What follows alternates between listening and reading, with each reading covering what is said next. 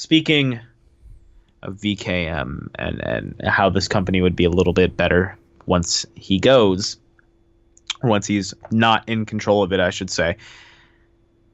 There's an NXT show this weekend, Tim. There is an NXT show this weekend.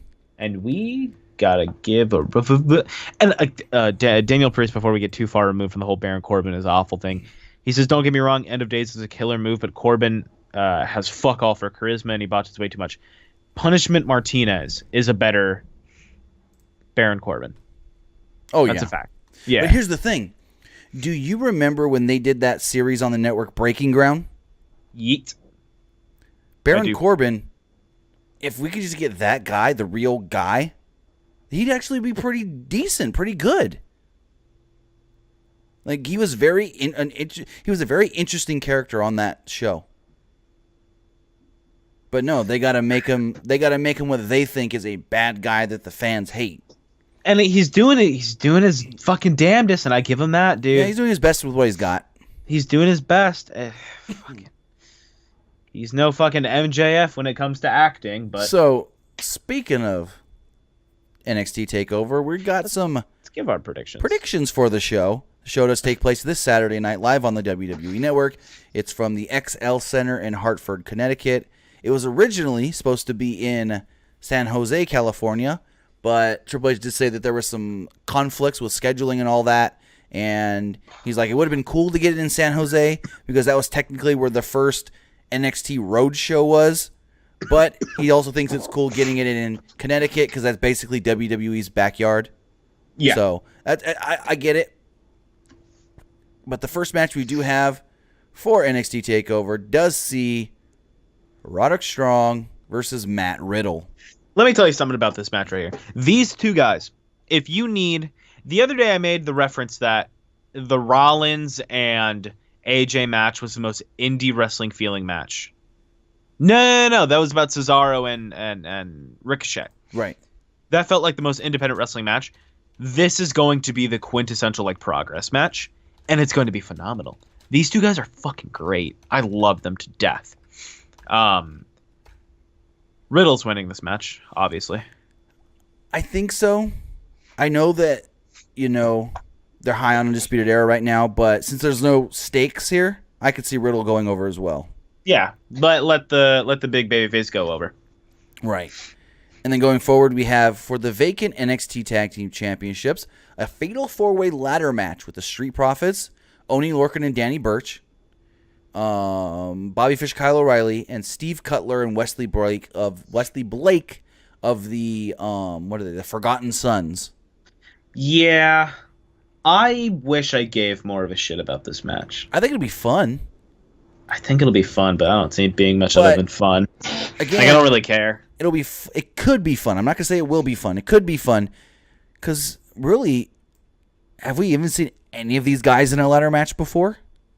I mean, we may have seen Fish and O'Reilly in like ROH or on the Indies as Red Dragon in a ladder match. I don't remember off the top of my head. But you've probably seen Lorcan and Burch. Maybe when they were singles guys? Yeah. Yeah, maybe. At least in the... Because I know... what's the... Not the one that looks like Kazarian. Oney Lorcan. God, I blanked on his fucking name. Because I know that Oney Lorcan was in CZW for the longest. Right. So he's definitely done some shit like that. Him and Leo Rush tore it up down there, dude. So I can see Montez Ford trying to do something athletic off of a ladder or something. Oh, yeah. But I don't really know who to pick as far as the winners. I kind of want to say Undisputed Era, but at the same time, I would say Street Profits are pretty hot right now. Go with the Street Profits. So, I've got the Street Profits winning this match. And I've got them winning this match by fighting off the Undisputed Era. So, it'll be them really overcoming the Undisputed Era and then becoming champions finally. Right. These two guys are great. They're fucking money. They're they're really good. You'd want. They're fantastic. They're charismatic. They're everything that the New Day is, but in NXT and in their own way. They're not just a rehash. They're their own. They're the New Day for adults. Yeah, I guess you could say that. Because they don't play to the children throwing the pancakes and all that. Yeah, They're more for the adults with their solo cups and hey, let's all party and drink. Yeah, and they're two fantastic competitors. I'd love to see them pick up those tag belts. Yeah, I'm glad to see them finally doing something good with Angelo Dawkins. I mean, he's been in NXT for so long. Yeah, he's been in there forever. Yeah. He's great, dude. Oh, yeah. So going forward with the NXT North American Championship on the line, we got the Velveteen Dream defending against old Prince Pretty Tyler Breeze. I think you and I are going two different ways on this match, and the reason I'm going the way I am is because I think it's just in the interest of we got to keep shit fresh right now. Because when was the last time we've seen a feud where the titles actually kind of bounce back and forth in that feud? In NXT? Just in general. In general. I know we got the stuff with Ray and Joe. That was the first thing that came to my mind, too, was the Ray Joe stuff. But other than that, nothing recently, really. This right here is going to be a great example of, well, your tag team partner's hurt? All right, we'll do shit with you. We saw it a little bit late last year with Becky and Charlotte with that SmackDown Women's title. Yeah. Well, this will be similar to that, is that I think Breeze is going to pick up this belt. I think Breeze is going to... They're going to play the story of like, man, Breeze just couldn't cut it on Maine without Fandango. He still can't cut it down here. And he's gonna sneak a win with like a roll up, and it'll be a story. He'll come back to Maine for a match and have a really great match on like a Raw or SmackDown, and then go back to NXT and maybe drop that again, get his rematch, lose one more time, and go back up to Maine. By then Fandango's ready. I mean, you're right. You said we're probably going to be thinking differently on this. I'm going to go Velveteen Dream. I just think that he's somebody that they want to bank on for the future, and I think we've only seen him defend that title once before, so I think he needs a second defense successfully. So I'm going to go Velveteen Dream on this one. I like that. I like that we're going different. We got to start putting some fucking stakes to these, dude. So going forward, this was a tough one. It's the NXT Women's Championship on the line. Shayna Baszler defending against Io Shirai. I say this every single time we have to talk about a Shayna Baszler match. What? There's not much else they could do with her now, right? We say that every time. Oh, she's going to lose it and move up. Every single pay-per-view, or takeover, she's going to drop the title and move to the main roster. What else is there for her? And they keep giving her the belt because she's perfect in her role. She is. She's perfect in that I'm a heel. I don't like anybody except for my two best friends. They're always going to be at my side, and I can try to run this division. She's the perfect female heel. She is, and I think, but again, it's who's she going to go up against next? She stays. Let's say she wins. Who's she going to go up against next, dude? Bianca Belair again. Again, dude. That's the only thing I can think of. Exactly. They got to fucking ship her out then. You would assume. You can do. But we've been saying that since January. Was it the It's the Ember Moon effect, right? As far as Ember could never win the women's title when Asuka was there. Oh, and then yeah. When Asuka left, she finally won the title. Yeah. Do that with Bianca.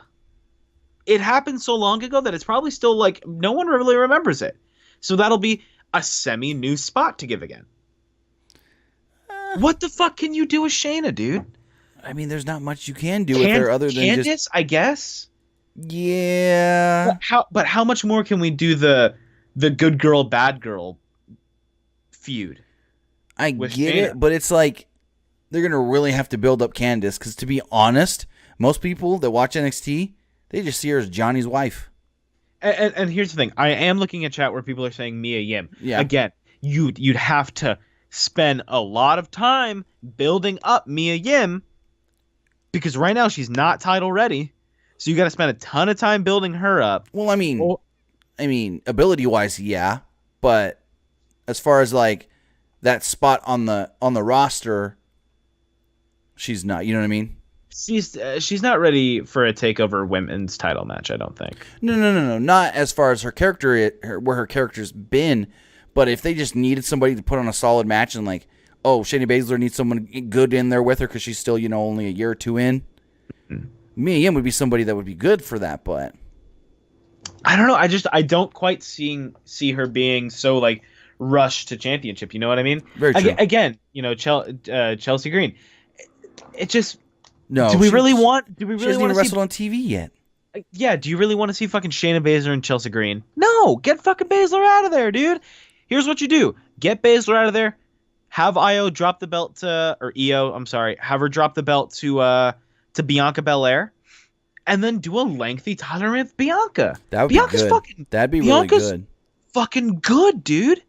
She's impressive. She's improved. She deserves a lengthy title run to really, really solidify her and get her. I feel like she's a little ready for main. You can put her with. I don't think Bianca's Bianca. Yeah. Bianca ready for main? Is that what you're saying? Yeah, a little bit. I don't know about that. If you give her enough reliable people, she'll be fine. If you give her like Naomi, Becky, Bailey, or I already said Naomi. You just don't want to. You don't want to do the Lacey Evans thing and rush her. Exactly. I guess she's a better athlete and all that, but I just think she needs more time down there in NXT in front of the cameras and all that. To be honest, I got you. So in the main event, we then have now this is weird. It's a NXT Championship match, Gargano versus Cole. Typically, you first do the normal singles match, and then you do the gimmick match. But they did it ass backwards this time. Yeah. They did the 2 out of 3 falls match, Mania weekend, and now they're doing just the plain old singles match. I like that, though. Oh, I mean, it should be a good match. But who are you going with? Well, I told you, I DM'd you this earlier. Exactly. Something came to my mind of like, they're really billing this match as like the loser's probably going to leave and be sent up.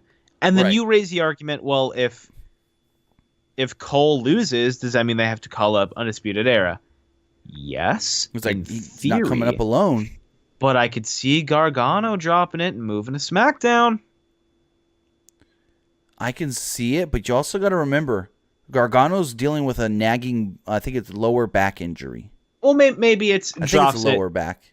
Time off, fix the injury, maybe SmackDown, maybe back to NXT. I got him dropping this. I think he dropped. Oh, I think it's the perfect time for Adam Cole to win the belt. I'm going Adam Cole for sure. I'm probably wrong, and they're probably going to go with Johnny Gargano because Johnny Gargano is the beloved babyface that they're not going to let him. Like I'm going to pick Adam Cole, but I think with the story they've told of Johnny Gargano fighting and fighting and fighting for that belt and finally winning it, I don't know if they want him to drop it in his first defense. And your Daniel Price, it's his knee. That's what it is. It's his knee. Yeah, it's AJ's dealing with a lower back injury. There you go. Thanks, Daniel Price. We appreciate you over here. So it's like I almost don't see them taking the belt off of him in his first defense. But at the same time, there's no better time than now to put it on Adam Cole. Adam Cole's coming up on his 2-year anniversary in NXT. What better way to have him go into SummerSlam weekend as the champion on the 2-year anniversary of when he debuted? Exactly. Because I think it's here's the thing. He loses this weekend. You can't give him a third title match in a row, Adam Cole. You can't, right? I mean, dude, what the fuck is stopping them? They've given Baron Corbin another title shot. I mean, Adam Cole shouldn't have got this title match, to be honest. Exactly. He lost to TakeOver New York. But I'm going Adam Cole. I just think it's the time. It's ready. Yeah, he doesn't need it before he comes up. But how great would it be to see Adam Cole in NXT as that heel that's like, I told you I was better than all of you. Exactly. So with that is NXT TakeOver. Our predictions for this coming Saturday night's show. Let us know your guys' predictions down below if they're different from ours. Can someone actually do me a favor and just write in the comments everyone I predicted, because I'm going to forget. So do that down in the comments.